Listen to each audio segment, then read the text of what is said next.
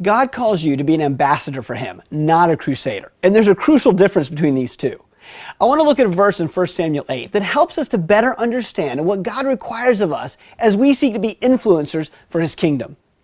You see, in 1 Samuel 8, the Israelites are demanding a king, which really upset Samuel. I mean, for years, he has been their leader and their prophet and their judge, and now they're demanding that somebody else be brought in to rule over them? But then God says something profound to Samuel in 1 Samuel 8, verse 7, where we read, "And the Lord said to Samuel, obey the voice of the people in all that they say to you, for they have not rejected you, but they have rejected me from being king over them." Basically, God is saying to Samuel, Samuel, it's not you, it's me. So often we put so much pressure on ourselves when we're trying to represent God, feeling like when people reject our message that they're rejecting us, and they may persecute us. But we need to remember that ultimately they're rejecting God.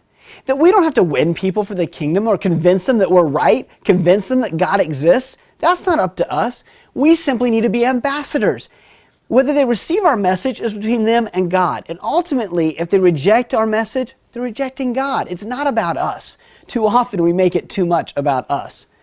You see, an ambassador is somebody who is sent to a foreign country to represent their country of citizenship. Well, our citizenship is in heaven, and so we're all foreigners in this earth. We're in the world, but we're not of the world.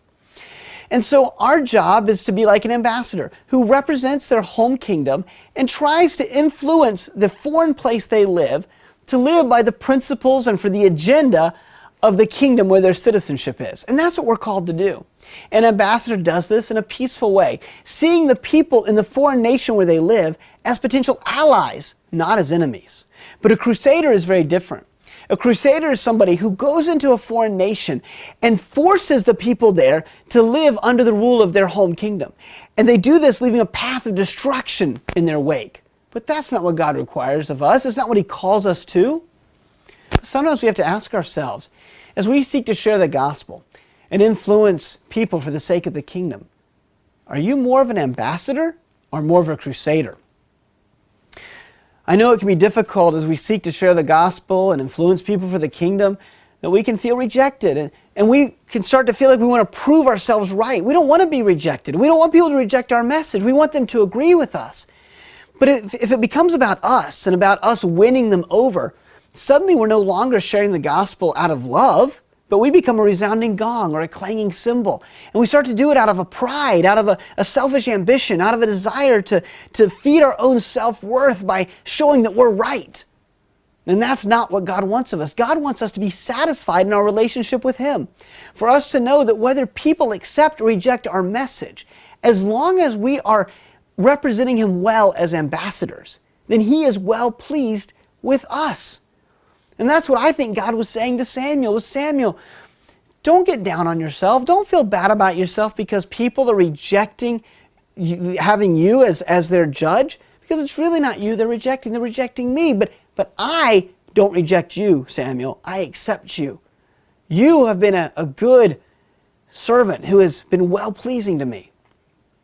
And I think God wants to say the same thing to us. You don't need to put the pressure on yourself to feel like it's up to you to get people into God's kingdom. Remember, how they receive the message is between them and God.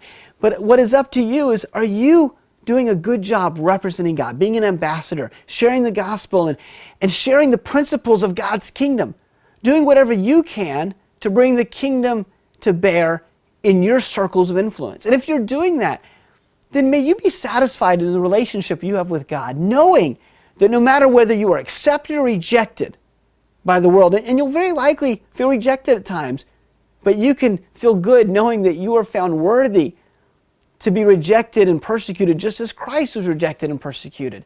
And you can also feel good knowing that no matter whether the world accepts or rejects your message, if you're doing a good job representing God as an ambassador, then he is well pleased with you.